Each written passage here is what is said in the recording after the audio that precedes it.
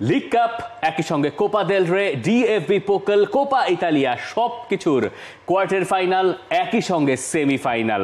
বেশ কিছু খেলা ছিল আগের রাতে। এক নজরে আগের রাতের ফলগুলো যদি আমরা দেখে নেই তাহলে আমরা জানি লেগানেসকে 2-3 গোলে হারিয়ে কোপা দেল রের সেমিফাইনালে উঠে গেছে রিয়াল মাদ্রিদ। এসি মিলান 3-1 গোলে এএস রোমাকে হারিয়ে উঠেছে কোপা ইতালিয়ার সেমিফাইনালে।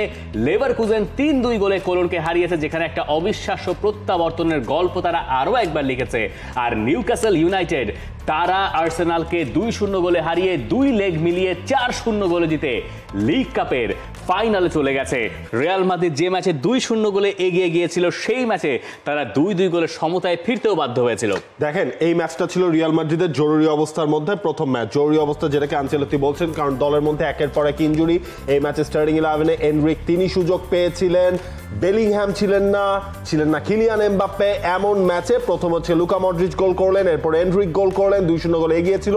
ক্রুজ টানা 2টা গোল করে রিয়াল মাদ্রিদকে পিছিয়ে দিয়েছিলেন, এবং যেই সময়টায় মনে হচ্ছিল রিয়াল মাদ্রিদ এক্সট্রা টাইমে যেতে হচ্ছে সেই ম্যাচটা, এমন ম্যাচে গার্সিয়া তিনি গোল করলেন। খানিকক্ষণ আগে আমরা যার ছবিটা দেখছিলাম সেই গার্সিয়া, মাত্র 20 বছর বয়স, তার গোলে রিয়াল মাদ্রিদ পৌঁছে গেল কোপা দেল রে সেমিফাইনালে। ওভারঅল ম্যাচ স্ট্যাটটা দেখছি আমরা, shots on target, position, overall shots, expected goals, সব জায়গায় রিয়াল মাদ্রিদের আধিপত্য ছিল। তবে রিয়ালের জন্য লেগানেস যে চ্যালেঞ্জটা ছুড়ে দিয়েছিল সেটা ছিল কাউন্টার অ্যাটাক বেসড ফুটবলটা খেলা, এবং তারা যখন 2টা গোল পেল তখন আসলে রিয়াল মাদ্রিদের জন্য না এই ম্যাচটা এক্সট্রা টাইমে গেলেও অনেক বড় একটা বিপদ কিন্তু হতো। ধরেন ম্যাচ রেজাল্টে যে রিয়াল মাদ্রিদ ম্যাচটা বের করে ফেলতো, কিন্তু ওই 30 মিনিটস খেলার যে প্রেশারটা, ওটা কিন্তু একটা বড় চ্যালেঞ্জ হয়ে, ওইটা কি সবার উপর পড়তো কিনা এটাও একটা আলোচনার জায়গা। রিয়াল মাদ্রিদ যে সেন্টার ব্যাক পেয়ারিং নিয়ে নেমেছিল, এক পাশে জ্যাকব রেমন, অন্য পাশে রাউল আসেনসিও, একজনের বয়স 20 বছর, একজনের বয়স 21 বছর। তো এইখান থেকে আপনি যখন দেখবেন যে কার্লো আনচেলত্তি পরিষ্কারভাবেই মাদ্রিদ ডার্বির কথা মাথায় রেখে আজকের এই বা আগের রাতের ওই একাদশটা সাজিয়েছিলেন, যেখানে বললেন যেটা যে এমবাপে বা বেলিংহ্যাম কেউ ছিলেন না। সেকেন্ড হাফে ভিনিসিয়াস জুনিয়র নেমেছেন, ফার্স্ট হাফে রদ্রিগো কারণ করেছেন, তার পাশ থেকে লুকা মদ্রিচ গোল করলেন। মদ্রিচকে মিডফিল্ডে নামানোর কারণ ম্যাচের কন্ট্রোলটা যাতে থাকে, এবং এরপরে গিয়ে আমরা দেখলাম যে এনরিক একটা জটলার ভেতর থেকে তিনিও দ্বিতীয় গোলটা পেয়ে গেলেন। এনরিক স্টার্ট করলে গোল পাচ্ছেন, শেষ 3টা স্টার্টে তার 5টা গোল হয়েছে, তার ভেতরে একটা ভালো পারফরমেন্সও ছিল, স্পেশালি বলার মতো। এরপরে যখন ওই জ্যাকব রেমন একটা ভুল করে বসলো, সেখান থেকে পেনাল্টিটা আসলো, এবং ম্যাচ শেষে কার্লো আনচেলত্তি বলছেন যে জ্যাকব রেমন একদম তরুণ এবং তার আসলে ম্যাচটা ভালো যায় না, যেটা খুবই স্বাভাবিক, যেটা হওয়ারই আসলে কথা ছিল। একটা সময় যখন 2-1 স্কোর লাইন ছিল, লেগানেস যখন সমতায় ফিরল, 2-2 হয়ে গেল, রিয়াল মাদ্রিদকে মনে হচ্ছিল তারা খানিকটা দিশেহারা, এবং আমি মিডফিল্ডে দেখছিলাম যে কয়েকটা পাস লেগানেস খেলছে খুব অবলীলায়। রিয়াল মাদ্রিদ সেটাকে খুব ভালো মতো কাট আউটও করতে পারছে না বা হ্যান্ডেল করতে পারছে না। শেষে গিয়ে আরেক গার্সিয়া, আরেক তরুণ ফুটবলার, তাকে নিয়ে বোধহয় একটু কথা বলা যেতে পারে, তিনি একদম শেষে গিয়ে ওই ম্যাচটা রিয়াল মাদ্রিদের জন্য বের করে আনলেন, এবং তাদের জন্য একটা ভালো জিনিস যে তাদেরকে আর এক্সট্রা টাইমটা খেলতে হয় নাই। এক্স্যাক্টলি। দেখেন, এই গার্সিয়ার কিন্তু হচ্ছে খেলার কথাও ছিল না, আপনি কিলিয়ান এমবাপ্পে নাই, আপনি হচ্ছে স্টার্ট করালেন এনরিককে দিয়ে, তাদের জায়গায় আপনি কাকে নামাবেন? তখনই কিন্তু হচ্ছে লা ফাব্রিকাতে যে পার্ট, অর্থাৎ স্পেনের 3rd টায়ারে যে দলটা অংশ নিচ্ছে রিয়াল মাদ্রিদের, সেখান থেকে কিন্তু নিয়ে আসা হলো এই গার্সিয়াকে, এবং গার্সিয়া কিন্তু সেই আপনার 3rd টায়ারে দুর্দান্ত ফর্মে রয়েছে, 19টা গোল, লাস্ট উইকে সে 4টা গোল করেছিল। তার জন্য এই সিজনের ফার্স্ট স্টার্ট, এর আগে হচ্ছে আপনার খুব অল্প সময়ের জন্য রিয়াল মাদ্রিদের মূল দলে তিনি জায়গা পেয়েছিলেন। এই জায়গায় না রিয়াল মাদ্রিদের আপাতত কাজ চালিয়ে দেয়া গেছে, আপাতত কাজ আপনি কয়জনকে দিয়ে চালাচ্ছেন সেই হিসেবটাও কিন্তু আপনাকে করতে হবে। কার্লো আনচেলত্তি বলেছেন যে তিনি দেখতে পাচ্ছেন যে একাডেমির উপরে ভরসা রাখা যায়, তবে রিয়াল মাদ্রিদ নিশ্চয়ই একাডেমির উপর ভরসা রেখে মাদ্রিদ ডার্বির কথা মাথায় রাখছে না, সেটা নিয়ে আমাদের কথা হবে। তবে তার আগে আমরা একটু কথা বলতে চাই আর্সেনালকে বিদায় করে দিয়ে নিউক্যাসল ইউনাইটেড যেভাবে উঠে গেল কোপা বলছি, দুঃখিত, কোপা ইংল্যান্ড বলে তো আর কিছু নাই, ইএফএল কাপ বা লিগ কাপ বা কারাবাও কাপ যাই বলেন না কেন, সেটার ফাইনালে নিউক্যাসল ইউনাইটেড 2-0 গোলে এগিয়েছিল, এবং পরে গিয়ে তারা আরো 2টো গোল করলো, গর্ডন করলেন দ্বিতীয়টা, এবং নিউক্যাসল ইউনাইটেড 2 লেগ মিলিয়ে 4-0 গোলে জিতে আর্সেনালকে বিদায় করে দিল।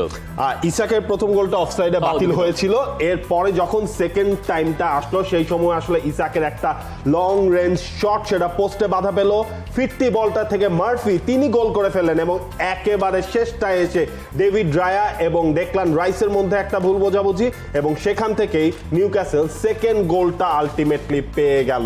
দেখেন, নিউক্যাসলের জন্য তো একটা বড় হিস্টোরিক মোমেন্ট আলটিমেটলি অপেক্ষা করছে।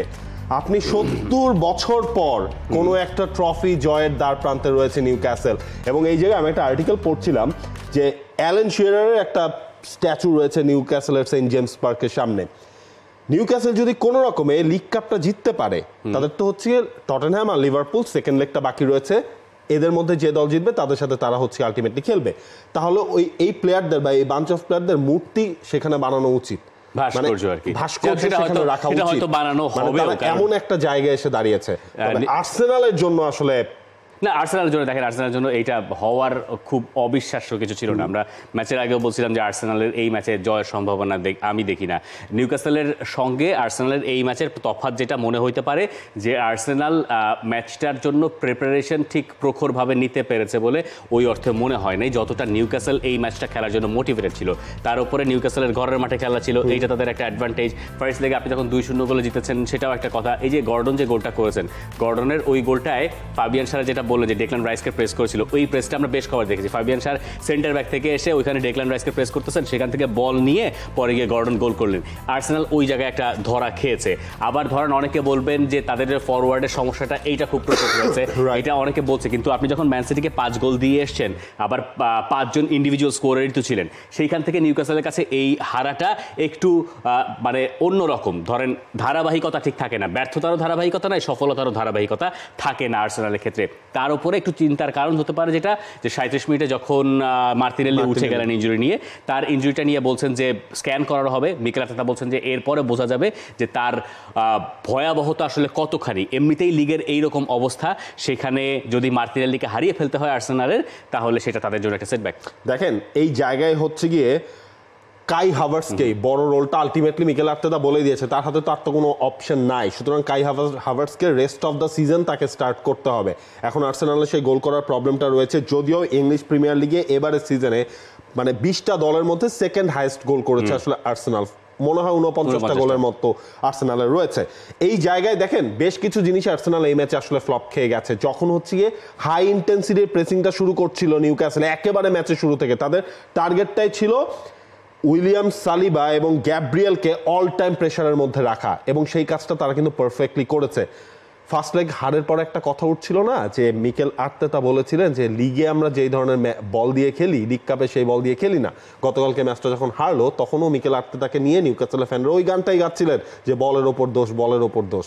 ওই যে স্টে হাম্বলের মতো, হোয়াট কামস অ্যারাউন্ড সেটা আবার ফিরে আসে কোনোভাবে।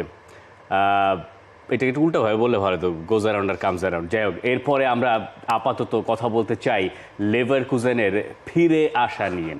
2-0 গোলে পিছিয়ে পড়েছিল তারা কোলনের বিপক্ষে, এবং এরপর আসলে লেভারকুজেন যা গেল মৌসুমে করেছে সেটারই ধারাবাহিকতা তারা যেন এই মৌসুমে ফিরিয়ে আনলো।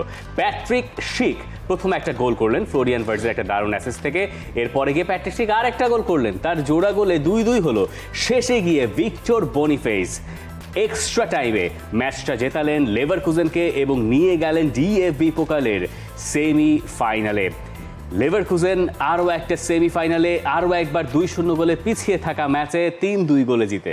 দেখেন ডিএফবি পোকালের টাইটেলটাই তো গতবার তারা আসলে জিতেছিল বুন্দেসলিগার সাথে, কিন্তু এই ম্যাচটাতেও যখন কোলনের সাথে তারা পিছিয়ে পড়লো তখন মনে হচ্ছিল আলটিমেটলি মানে লেভারকুজেনের যে প্রত্যাবর্তন আমরা গেল সিজন পুরোটাই দেখেছি, এটা অনেকটাই টাফ মনে হচ্ছিল।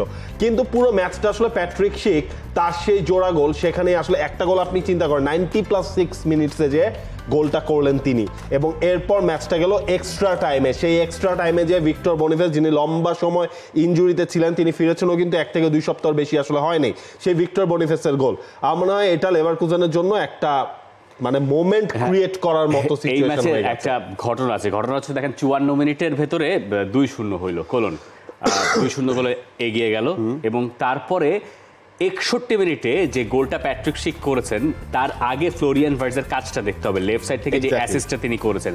প্যাট্রিক শিক আগের সপ্তাহেও এইরকম ধরনের প্রত্যাবর্তন টাইপ, ঠিক প্রত্যাবর্তন বলা ঠিক হবে না, কাছাকাছি গোল করলেন একটা। এরপরে 96 মিনিটস, যখন 96 মিনিটসে ওই যে লাফিয়ে উঠে হেডটা করলেন, লেভারকুজেনের অবস্থা প্লেয়ারদের এবং বায়ারেনায় যেইভাবে আমরা দেখলাম যে মানে পুরা টিম সেলিব্রেট করলো, তারা তখন ধরেই নিয়েছে যে তারা এই গোলটা করতে যাচ্ছে, 90 মিনিটসের পরে গিয়ে তারা এই গোল করবেই। এরপরে গিয়ে এক্সট্রা টাইমে খেলা গড়ালো এবং বনিফেস যে গোলটা করলেন, বনিফেস এক সপ্তাহ আগে আমরা বলছিলাম যে তিনি বোধহয় চলে যাচ্ছেন সৌদি আরবে। সেইখান থেকে তিনি এইবার বুন্দেসলিগায় হোফেনহাইমের সাথে ফার্স্ট গোলটা করলেন, যে ম্যাচটা তারা 3-1 গোলে জিতলো। আর এই ম্যাচে এসে করলেন শেষ গোলটা, উইনিং গোলটা। একটা দারুণ সপ্তাহ তার নিজের জন্য গেছে। একইভাবে দারুণ একটা সপ্তাহ বা দারুণ একটা রাত স্পেশালি যদি বলি, সেটা কিন্তু গেছে এসি মিলানের জন্য। কোপা ইতালিয়ার কোয়ার্টার ফাইনাল থেকে সেমিফাইনালে পৌঁছে গেছে তারা, এবং তারা 3-1 গোলে হারিয়ে দিয়েছে এএস রোমাকে। টামি আব্রাহাম তিনি 2টা গোল করলেন, এবং যে রোমা থেকে তিনি ধারে এসি মিলানে খেলছেন, সেই এসি মিলানের হয়েই তিনি জোড়া গোল করলেন। এবং সবশেষটা নান আদার দ্যান সেনসেশন যাকে ঘিরে থাকে, সেই ওয়াও ফেলিক্স, তিনি প্রথম ম্যাচ খেলতে নামলেন এবং তিনিও গোল করলেন। ফেলিক্সের গোলটা আবার এসছে হিমেনেজের একটা অ্যাসিস্ট থেকে। দুই নতুন ফুটবলার মিলেই কম্বাইন করেছেন, এবং সেখান থেকে এসি মিলান চলে গেছে কোপা ইতালিয়ার সেমিফাইনালে, যেখানে বোলোনিয়া এরই মধ্যে উঠেছে। ইউভেন্টাস আর ইন্টার মিলানের খেলা আছে, দুটো আলাদা আলাদা, মানে একদমই তারা একে অন্যের প্রতিপক্ষ নয়। রোমার লাৎসিওর বিপক্ষে খেলবে ইন্টার মিলান। সেই ম্যাচগুলো হলে পরে আমরা প্রপারলি সেমিফাইনালের লাইন আপটা হয়তো তখন জানতে পারবো। তার আগ পর্যন্ত এই ম্যাচে কথা বলার আসলে ট্যামি আব্রাহামকে নিয়েই, যেইভাবে ট্যামি আব্রাহাম 2টা গোল করলেন তার মানে পেরেন্ট ক্লাবের এগেইনস্টে, ওইটাই আসলে আলোচনার বিষয়। এমনিতে এটা ইংল্যান্ডে হইলে হয়তো পারতো না, ইংল্যান্ডের নিয়ম আপনাকে পেরেন্ট ক্লাবের এগেইনস্টে খেলতে হয় না। রোমাকে উল্টো ভুগিয়েছেন, দোভবিক গোল করেছেন, যাকে আসলে নেওয়া হয়েছে মূলত ট্যামি আব্রাহামের জায়গায়। তিনি একটা গোল করেছেন, যদিও রোমাকে ম্যাচে ফেরাতে পারেননি তিনি। বাংলাদেশ প্রিমিয়ার লিগ 2025, 7টি দলের জমজমাট লড়াইয়ের মাধ্যমে পুরো দেশ দেখতে চোখ রাখুন টি স্পোর্টস নেটওয়ার্কে।